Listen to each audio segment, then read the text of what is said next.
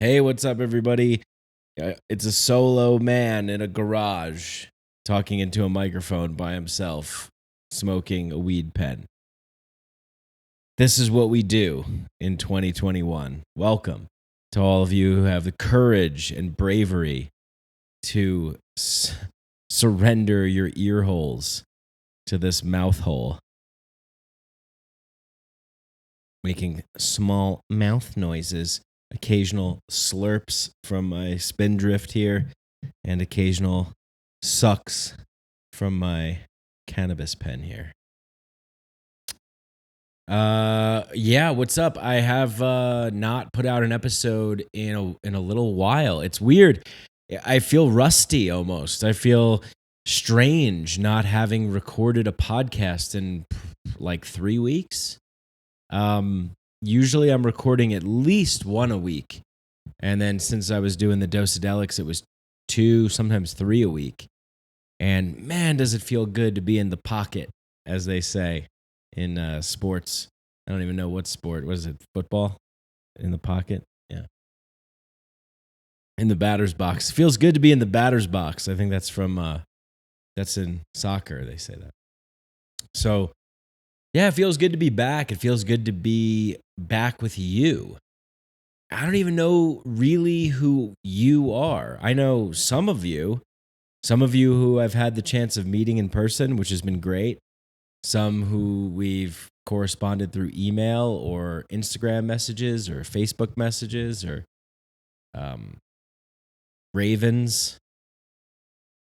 But yeah, I think of a you. There's some kind of a you out there that I'm now talking to. And whoever you are, thanks for listening. Really, thank you. Thank you for choosing to listen to me. Like, yeah, I never intended the show to be that. Well, that's probably a little bit of a lie. But I didn't think that that's what it would be. Is like people tuning in for me. And I don't really. It's not that I don't want that. I like that. I like that we're able to have a relationship. I like having a relationship with, several thousand people that listen to the show. And I don't know, maybe the few hundred or so that are really, really into this show. And being into the show, I guess, means also being into me. And that feels good because it feels like we're connecting, that we're not alone, that I'm not alone. Oftentimes, I guess sometimes I do feel that way. I do feel a little isolated. I do feel a little alone. I do feel maybe unworthy or not good enough. I beat myself up a lot. And yeah, this will be more of a personal pod. It's interesting what we choose to disclose, quote unquote, publicly and what stays private, right? There's this differentiation between, well, I would tell my close friends that, or I would tell my coach or my therapist that, but I would not say that to, I wouldn't publish something on Facebook or put something on Instagram, or if you have a podcast, I wouldn't do a podcast episode about that. But I don't know. I don't really. Nothing is really off the table for me. There's nothing that I'm not willing to disclose or talk about in a quote unquote public setting. I mean, what is that? We're all just human beings anyway. So why would I give a hierarchy to certain human beings and keep others out? I think that everybody has something to gain from hearing the experiences of other people. And that's one of the reasons why I love to podcast. I love to have interesting conversations with interesting people. I love to say the word interesting multiple times in a sentence because I'm too lazy to think of anything else. Which is a big hindrance. And I'll be talking about that today. I'll be talking about some inner journey work, some revelations, some trips, some insights over the years, some things that have stood out to me in my own growth and in the growth of the show and how I relate to the show. I think it's interesting as a creator, you have this joy of creating something. And there is this like secret part of you that really wants other people to love it too. You know, I think of this Ram Dass quote from one of his talks where he just says about waking up that he just wants to, you know, he's outside bouncing the ball saying, hey, when can Jimmy come out and play? I just want everyone to come out and play. And I so relate to that. I do. I think that anything that we aspire for other people to achieve is something that we're also striving for ourselves. So that's a desire within me. And I think by disclosing and sharing the desire within me, that maybe you guys and gals, y'all out there can connect with something. Say, fuck, yeah, I'm going through something like that too. I think there's a real value in getting through this human experience on a peer-to-peer level without not without people that don't have skills and have attributes and training and wisdom and knowledge. Of course, that's a part of it, a big part of it, but without an established hierarchical sort of approved top-down bureaucratic kind of signaling that you've achieved something, because it sets a trap to a lot of us creators and myself included, that it's like, wow, okay, if I just go to that thing, if I can get to that thing somehow, then everything will be good. It's like we're not immune. Although actually I am immune. I tested positive for the COVID antibodies, so I'm immune. So that's pretty cool. We're not really going to get much into that too deeply, but I'll just say that I think we all really need to talk to each other and really find a way to see the humanity. You know, find a way to see the us's in the thems. Where can I see a part of myself in them? Maybe it's manifesting in a completely different kind of energy, in a different kind of form, in a different modality, context, shape, color, flavor. But it's still a similar energy force, and maybe we can recognize it in others. Maybe that's what scares us. But I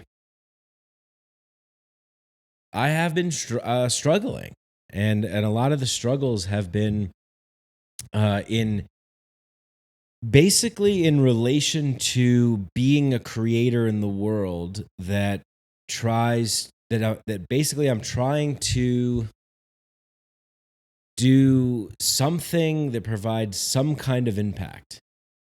Now, I'm not super like obsessed. Maybe that's a problem.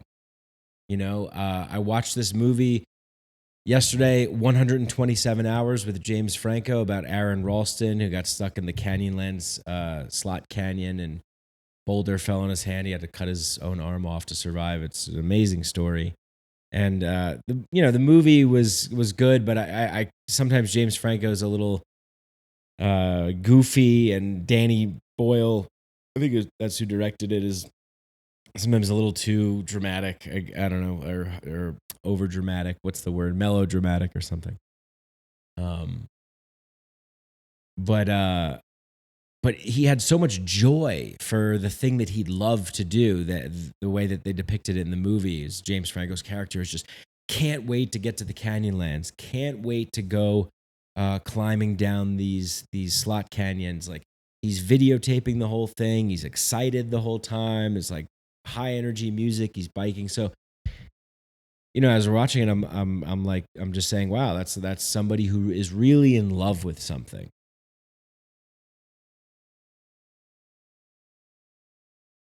And then I immediately thought of this podcast that I've been doing for 5 years now.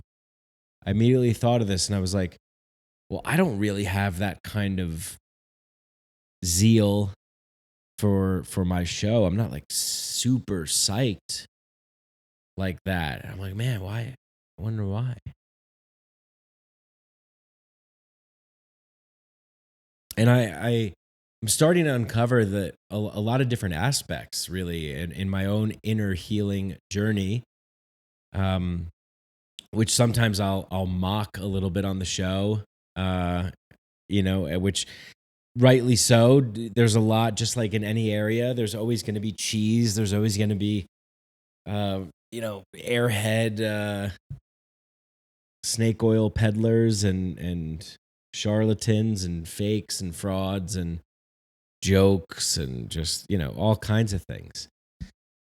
But you don't throw the baby out with the bathwater, as the expression goes. But yeah, I have been on a definitely a healing journey ever since I started this whole psychedelic business back when I was like 26. And yeah, I think that the reason why I'm doing this solo cast is to do the thing that I've been talking about prior to now, which is communicating the truth of my experience, and in a real and honest way. And back to what I was saying before, I think that there's a real value in peer-to-peer exchange and peer-to-peer support, that it offers a different element than your perception of somebody who's an authority figure. The minute that we have the perception that somebody is some label that we put them as,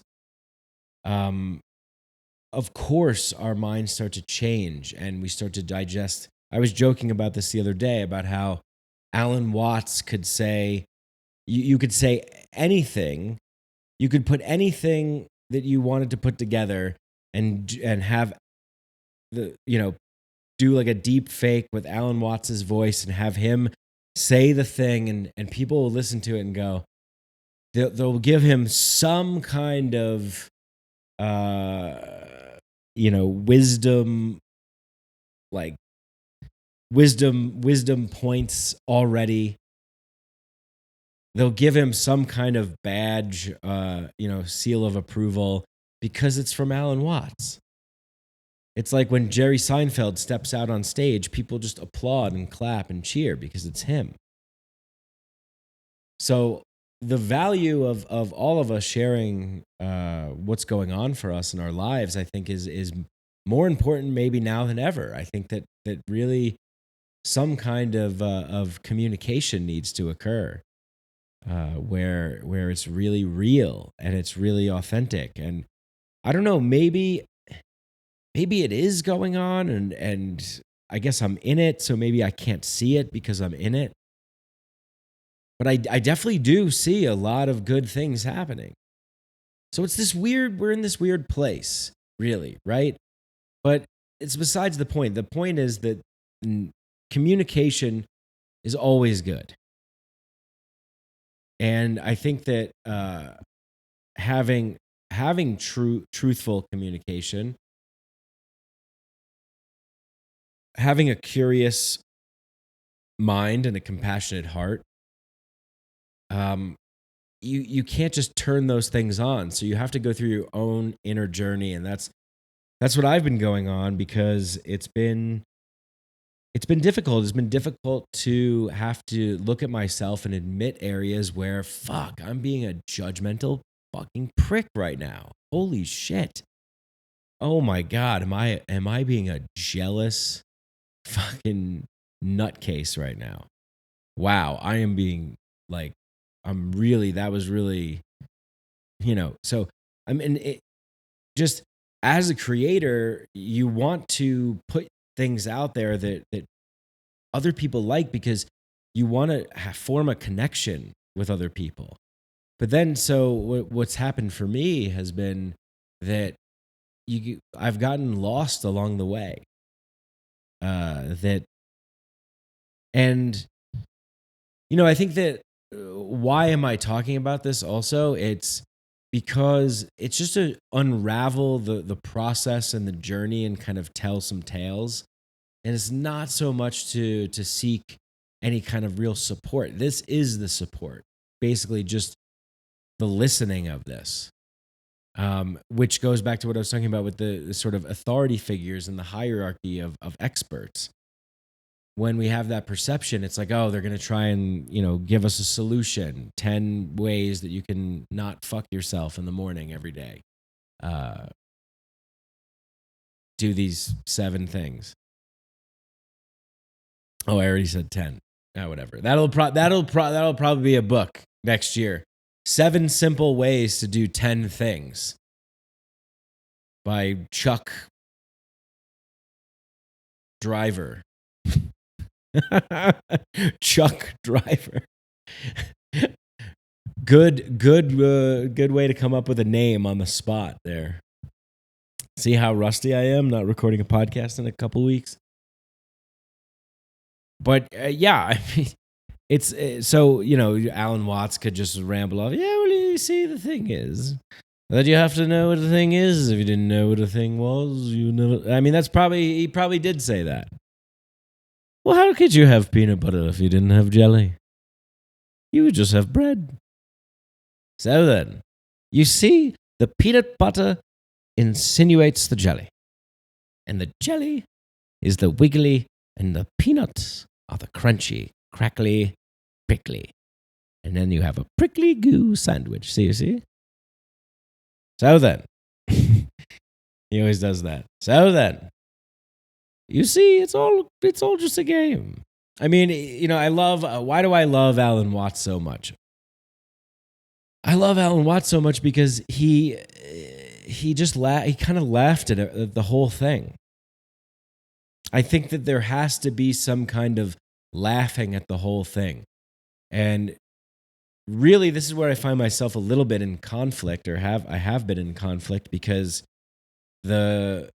what I've been letting get to me is that I've been trying to assert myself as a person of authority, and I'm not. I'm not a person of authority. I have no authority. I'm just simply a peer. And in the process of creating this show and having different people on and things like that, I think every creator that's doing anything out there can tell you stories about people they've worked with who have been egotistical and narcissistic and mean or crazy or whatever it is. This is a real thing, and I think that's what my aversion to authority, external authority that I've been sort of railing about for 7 years, is a reflection of the aversion I have to my own inner authority. But the authority game keeps going because I'm just tricking myself into thinking that that I can escape or elude the power or the pull, the lure from the only perspective, like solely from the mind. And that's just not the case. And so I've been tricking myself into thinking that I've been being vulnerable, being emotional, being real, and not actually going to the depths of that and sitting with it. But as soon as I'm dipping my toe into the water, I'm going, oh, cool, I know exactly what that is. That's H2O, that's water, that's came from a cumulus cloud.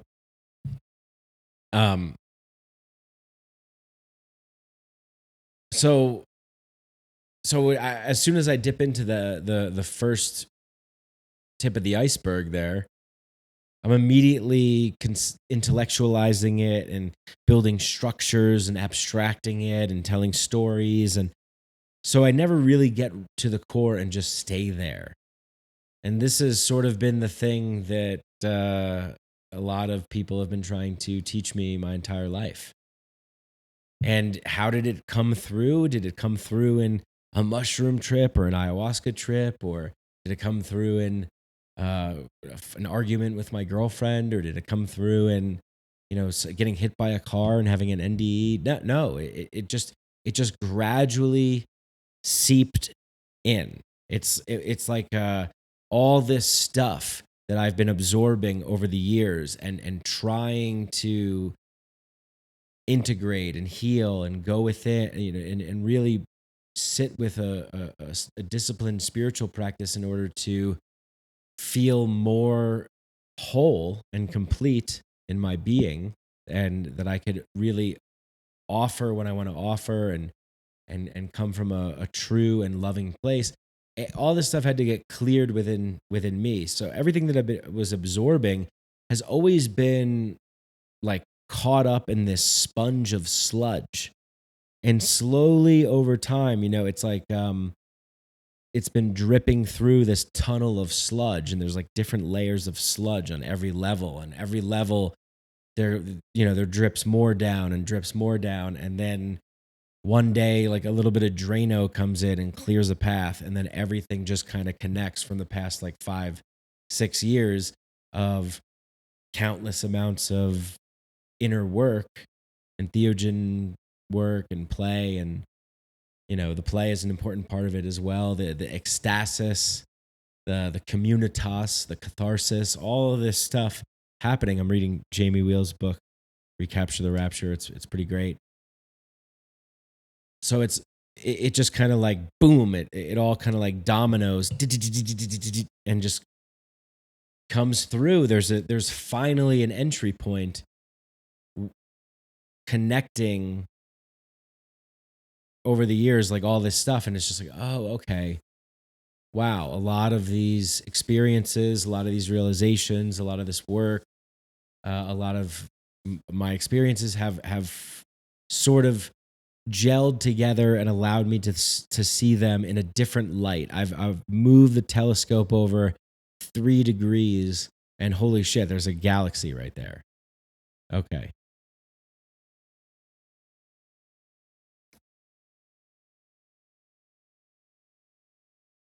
So one thing that I've really prided myself on has been avoiding going to the deep emotional places, because, well, if I could just trick myself in my mind and remain ignorant and give off the impression that I'm not, like, hey, I'm good, man.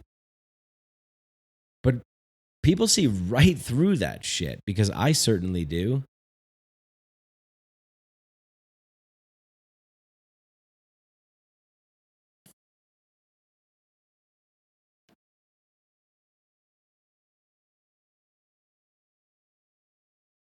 I think a lot of it also has to be with, I think a lot of it also has to do with being very selfish as well, and self-centered. I consider myself to be pretty giving and pretty generous, although I can have a tendency to, I don't really offer too much, but when asked, usually like I'm cool. But I'm not really going out of my way too much. But I don't know. I mean, that's I feel fine with that. I feel content with that. Um, but I think that in relationship to what we want to build in the world and why, these old models of, hey, I just want to have a career, I just want to have X amount of followers, I just want to have, X amount of downloads, I just want to make X amount of money. We're all getting wrapped up in that materialism game.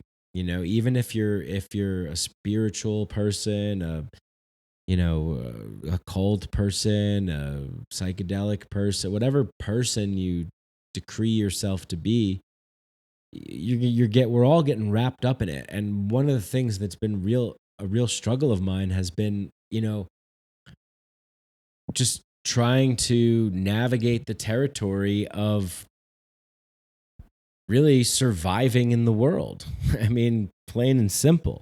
I find it to be extremely difficult to meet the demands put upon me just to survive, just to eat or have a roof over my head. I find it incredibly difficult. I don't have a serious drive. I'm not really like there is a part of me that wants to achieve something great,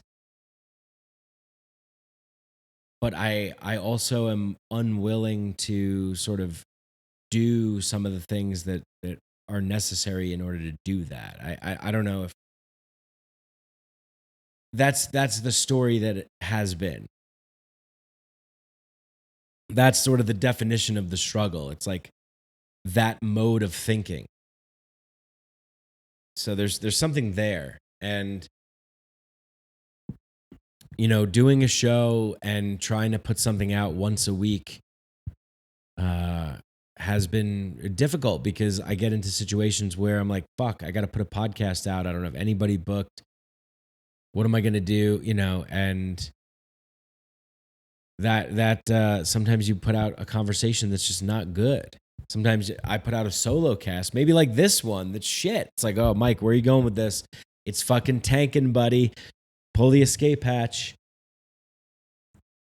So really the point that I'm trying to make here is that all of us who are, every single person that is trying to live from a heart-centered place, truly from a soul state of being, is still participating in the matrix world, the old world, the old way, using the old system, a part of that old system, keeping it alive in some way. And I kind of just feel like saying, fuck that. Like, I don't want to do anything. Like, I don't want to like have to fight the system, nor do I want to join the system. I just want the system to leave me the fuck alone and let me live life at my own pace. Like, I think that that's really the issue here, is that we're all being asked to conform to a particular pace of living. The more intensity that you have to bring to surviving, the less time that you have to discover all the other joys of the human experience. So I don't know. I consider it to be a tragedy that billions of people all over the globe, if not everybody, pretty much, right,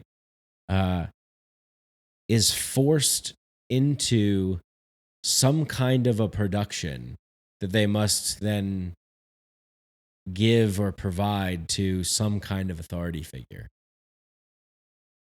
See, it's different when you're producing things for yourself, because you get to decide the pace in which you operate in. Now, sometimes nature doesn't let you dictate your pace. Sometimes you have to play to the pace of nature too. If there's a storm coming, you want to make sure that you're prepared and you have stuff, that kind of thing. But there's a certain element of pride that you get in being able to, real pride and a real freedom to live life on your own terms, at your own pace, at your own discretion, not trying to be anybody, not trying to do anything. And so even as a podcast about psychedelics and consciousness and reality, and even people in this world feel a pressure to pay the bills. Pay the bills. That's the way it is. You have to pay the bills. You got to survive. You got to live. You got to eat. You got to drink water. You want to have some fun. So really, it's that's my whole sort of, I don't know, call it an irrational or idealistic romantic hang up, but that my real issue is I just want to be able to live at my own pace. I'll get food when I need to get food. I like to hang out. I like to chill. I like to just cruise around, sit down, smoke for a bit, have laughs, tell stories. What else? What are we doing here? What the fuck are we doing on this planet if we're not getting to know each other deeply, intimately, getting to know ourselves deeply, intimately, which allows us to get us to know others that way and form really familial like connections with our other brothers and sisters, other fellow human beings, our other sentient beings and plant life, like really developing a deep relationship with our environment. So that's a kind of literacy or language that we're going to have to learn more of.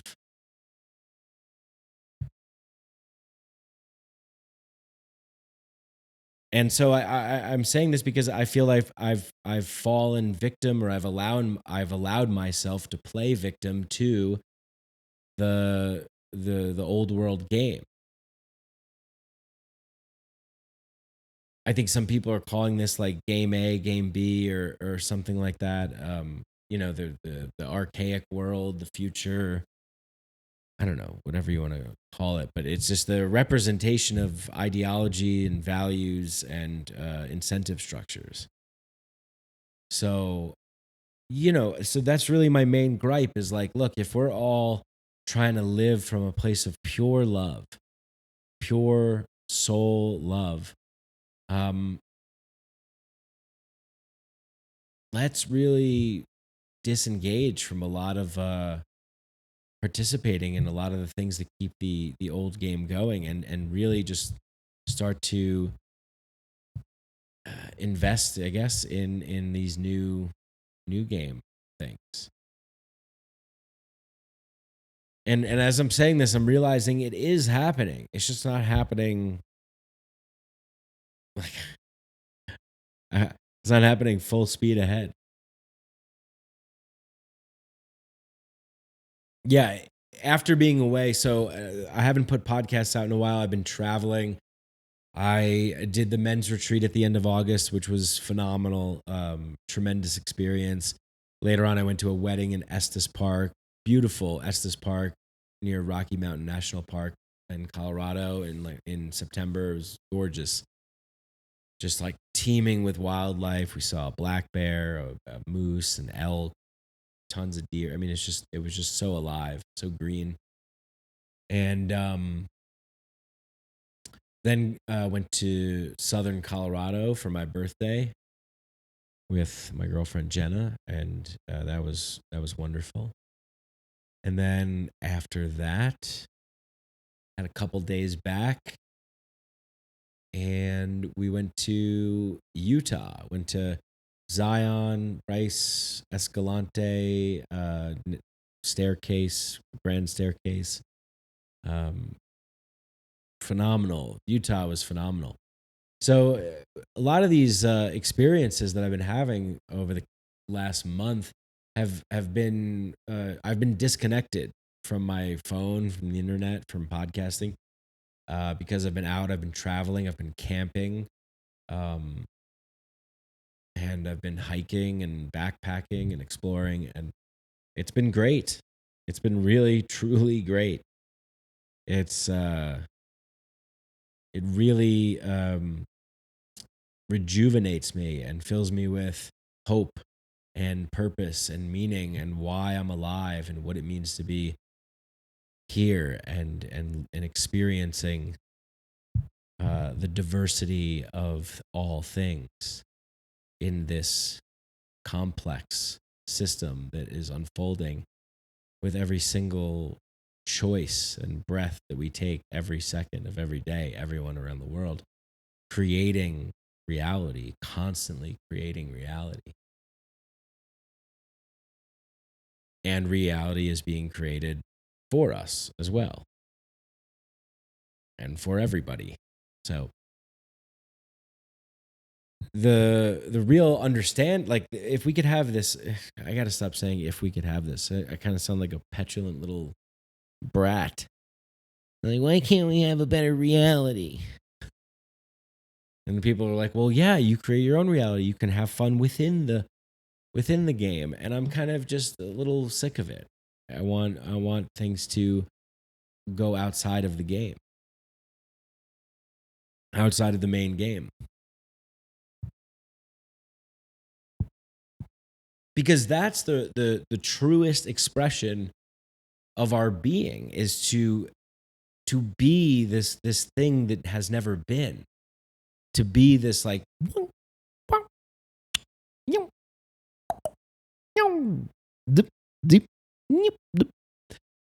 just some unique, you just a something, you make a sound, you're that thing. Everybody has the uniquest expressions, the uniquest beings, the uniquest souls. There's no more unique than you, than me, than everything that we're currently looking at right now.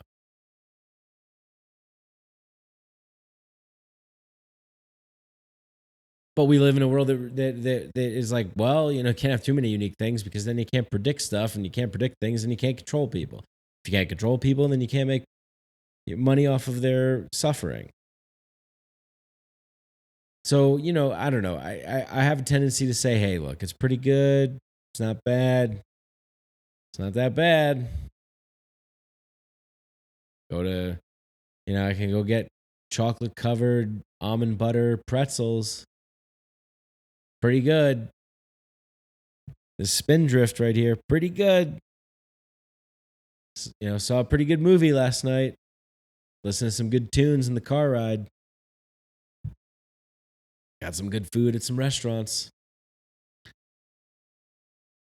So I don't know. I mean, like, I think that we just have the tendency to multiply and diversify and get stranger and weirder and more often. And that is what the soul craves and wants. And when we're in denial of that, then when we suppress that, when we restrict that, then it's just it shows up as conflicts within ourselves.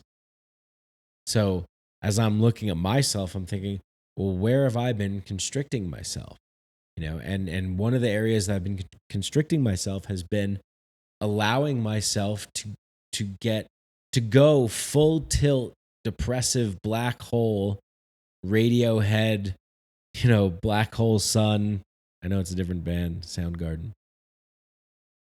Just fall into the abyss, have everything fall apart, and then that means, like, I get to smoke cigarettes again, and I get to have a couple more drinks, and why not do a whole bunch of more ketamine? Like, that'll actually help you. That's good, right? Do some whippets while you're at it too, while you're on ketamine. That's great. That's fun. It's fun. Do a fucking 11-gram mushroom journey and think that you've extracted some meaning out of that. You piece of shit. you trickster, tricking yourself. Talking to me here. So that it's really we're really in I believe psychological warfare, suppressing people from really truly expressing the trueness of their being. I think many people don't know the trueness of their being. So here I am, like an asshole sitting in the middle, just going, well, I mean, that if that's what needs to happen, then we're fucked. So I don't know. I'm just gonna sit back and kind of make fun of it and not really try, not really give a shit. I'm back to high school again, where or college, where I just basically my whole entire educational experience was me basically just saying, what do I have to do to just not fail? I don't know. And not even just not fail. I mean, I did pretty decently actually. But I would just really gamble with that. I would really gamble with just going into a test blind, not even knowing, like sitting down with my buddy at UB at our like 300 person room, some communication class lecture hall. We like showed up. We hadn't been to class in like 6 classes, and they're like handing out a test, and I'm like, "What's going on?" And I like turn to the girl next to me, and she's like, "Oh, it's the midterm." I was like, "Oh shit." Wound up doing pretty well. I got an 88. Not bad for for not knowing that there was going to be a test. But unfortunately, life doesn't really work that way or whatever.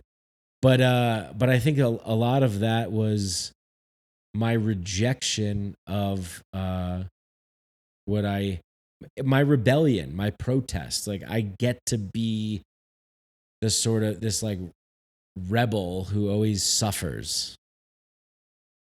And it's like, oh fuck, man, like they're trying to screw me, man. Fuck them. I'm just gonna fucking, who gives a shit? While there's value in that as well, I do think that there is some kind of there is a heroic aspect to the dude in Big Lebowski. He's the fucking dude, man. He just doesn't give a fuck. And he's willing to suffer the consequences of not giving a fuck.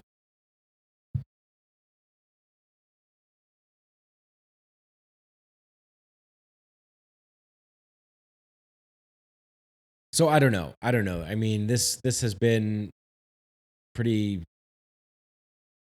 open uh podcast.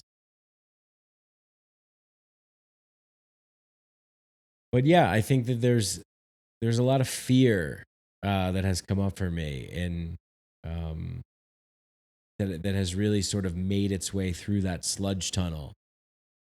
And it's really this fear of like fully going for it.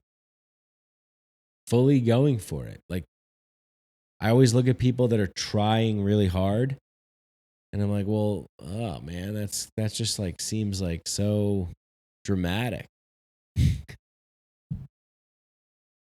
I don't know. Maybe that's just a character. Like maybe I just have that kind of personality where I'd rather just observe cool shit, maybe do some cool shit, but just kind of like hang back and kick it and just have fun and make fun of shit. And that's, see, that needs to be a profession though in our society. You have to sort of package yourself as like a brand, with this podcast, right? It's like, fuck, man, I'm not trying to like be Mikeadelic. Like the podcast is Mikeadelic. I'm just me. I just want to be me. And we bring cool people on the show. We talk to cool people. We have cool conversations. We have thought-provoking conversations. We have funny conversations. We do, interesting shit. And it's just a hangout, man. It's just a hangout. Like I recently went to a music festival. I forgot to mention that was also a part of my September getaways. So it was the music festival, then Utah. But I recently went to a music festival called Unison Fest in New Mexico. It was fucking awesome. I had never felt so like free and loose and happy at a music festival before. It was just like we camped. There no like people checking shit or like go walking around with flashlights, or there's no like gates or lines or like checking wristbands or like any of that shit. People are fucking naked, swinging from uh, zip lines, jumping in the water. DJs just blasting bass on the sand, and people rock climbing, going off water slides. Campfire at night, like at the campsite. It was fucking dope. It was like the sickest shit.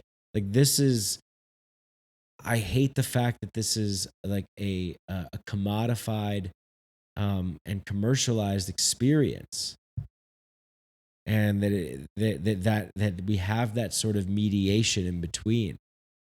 It's like, yeah, we're allowed to do that, but that's really, we shouldn't have to like get permission to do that.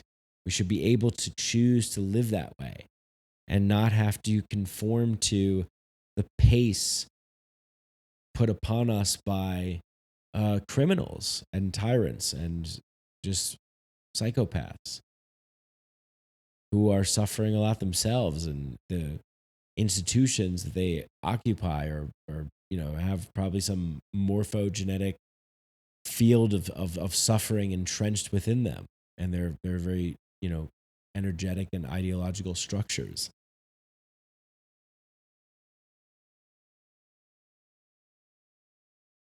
So I mean, what would it be like to truly just exist without considering the parameters of general consensus reality, without giving them any weight or credibility or credulity? I don't even know what that word means, but I've heard someone use it before and it sounds really cool. So I'm going to say it and just bet that it fits.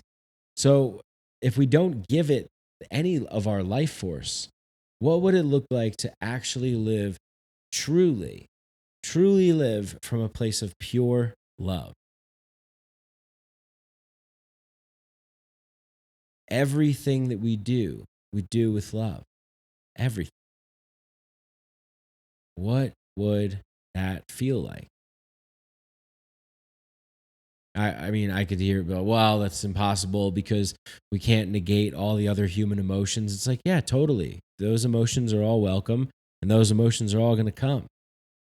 They're coming one way or another. But what if they came and met love?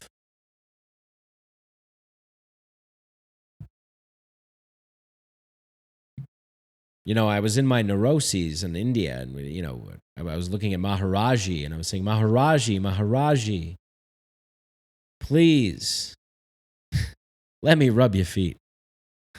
And I was like, Richard, I have been listening to Ram Dass lately. He's great. I absolutely love him. He's tremendous, tremendous teacher.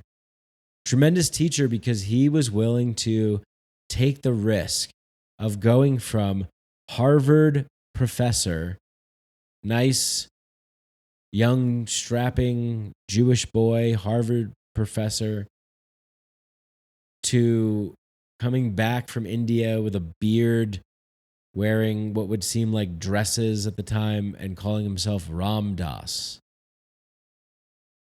I mean, he talks about it. His father would say, Richard, come back to reality. He wanted me to come back to his reality. That was the only problem. So really, I mean,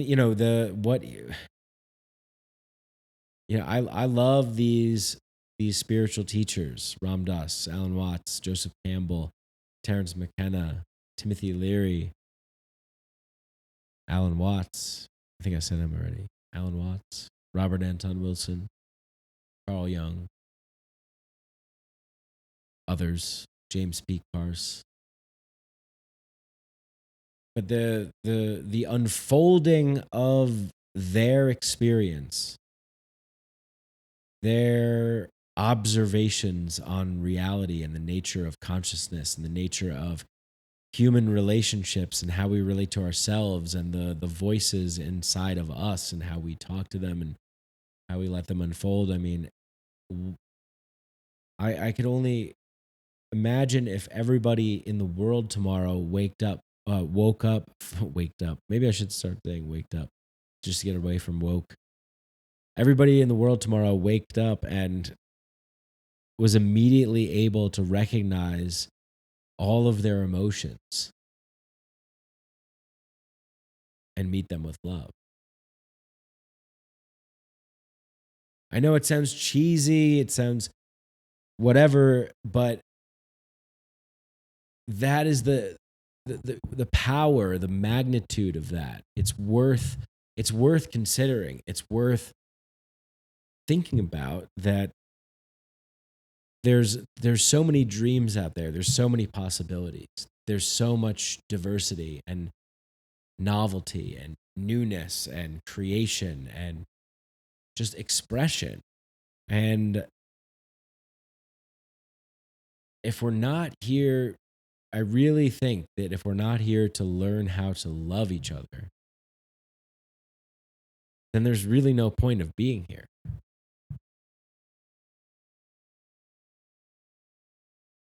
But then again, maybe there is, right? What an asshole am I? Like, what do I think I'm? It's the Chronicles of the Young Ram Dass, the 21st Century Mike Brancatelli, Mikeadelic podcast, the 21st Century Ram Dass, says the New York Times. Are you kidding me? If someone called me the 21st Century Ram Dass, are you shitting me? That would go straight to my head. Hey, I don't know if you know, but just bringing it up, not relevant at all. People are just talking about like, hey, do you guys want to get like some sushi tonight? Or I'm like, hey, I don't know about you guys, but New York Times said I was the 21st Century Ram Dass. How about that? All right. But yeah, that is those kinds of things. Those are dangerous. It takes a really wise, integrated, healthy, honest, compassionate, kind heart and soul of a person to be able to handle power.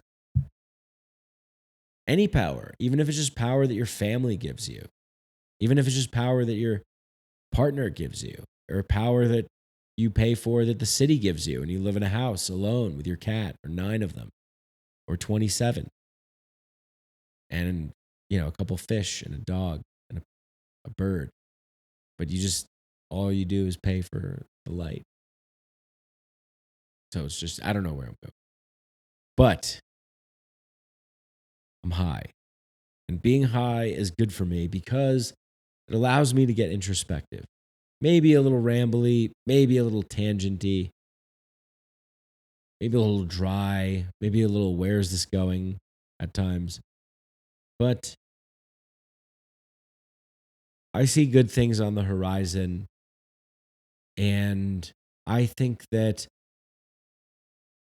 all of us out there that are wanting to form new kinds of agreements and new kinds of systems and new kinds of games are starting to fuel each other's projects and starting to use the structure, at least one of the structures, say the financial one, the fiat currency, use fiat currency to fuel the kinds of things that we want to build in a peer-to-peer way. And I am seeing that. I am a part of that. And that is what is very exciting. Because we should be celebrating this life. We should be taking it easy. We should be laughing every day. We should be really enjoying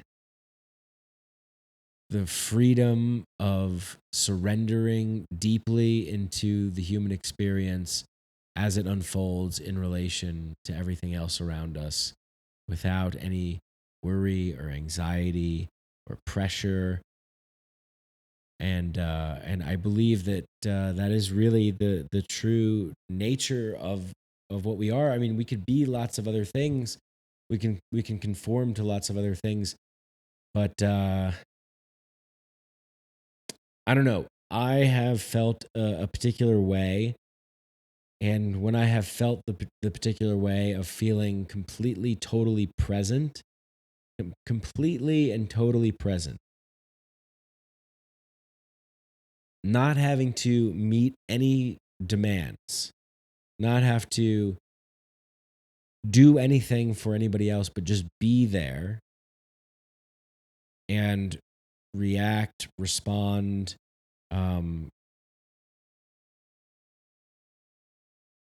show up, emit a presence to say, hey, like I'm listening and I'm looking, and if there's something that seems like I can sort of jump in here with, then I will. If not, I'm just gonna kind of flow and check it out.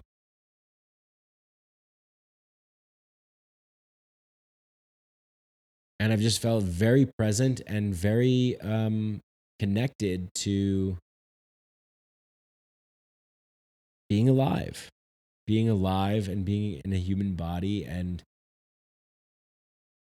participating in the things that make me feel the most alive. Dancing at a music festival, doing a ton of LSD, creating things, having cool conversations, jumping on trampolines, swimming, laughing, telling stories with friends, like just having a good time, having a good old time. And I think we could be doing more of that, and I want to be doing more of that.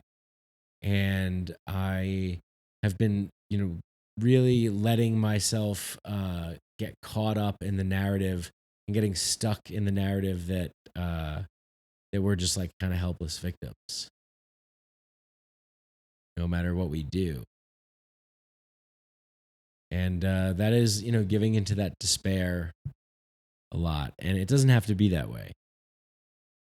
Doesn't have to be that way. All right, well, I don't know. That's about all I got for this solo cast. I've had some good insights. I've had some good openings, and I'm working on just trying to be a better person.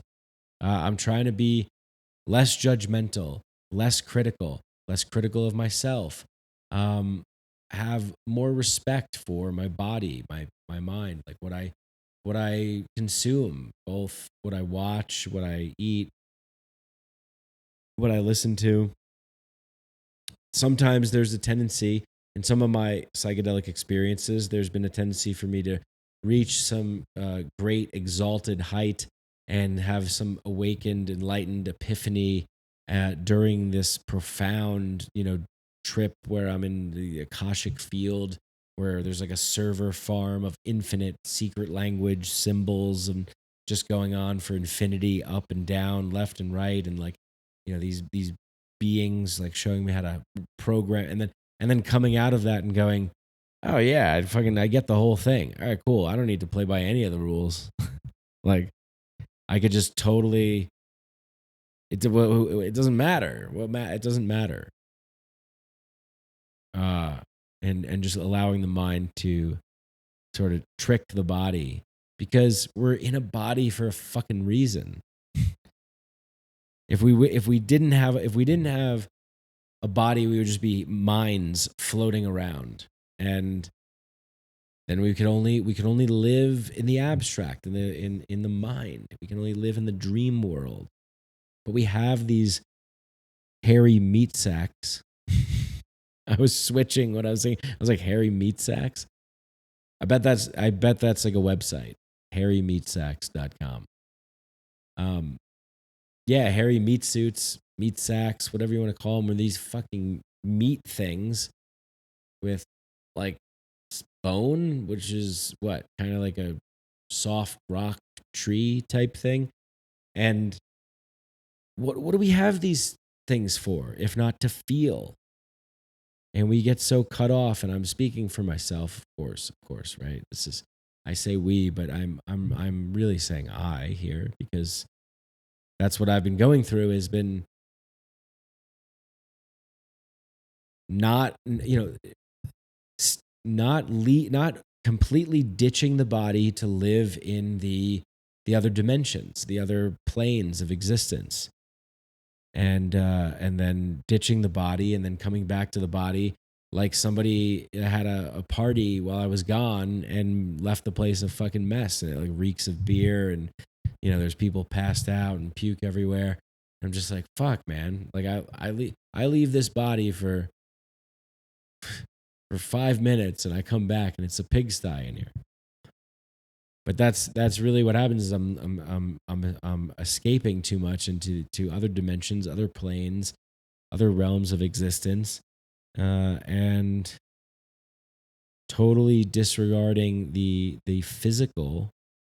In Jamie Wheel's book, Recapture the Rapture, he talks about how we have more dopamine released when we're in crowds. We feel better when we're around other people. He also said that when it's too many people, that then we can lack empathy because it's just overwhelming. But when you're around large groups of people, you feel good. It feels good to be with other people, with other human beings, to feel their skin, to smell their breath,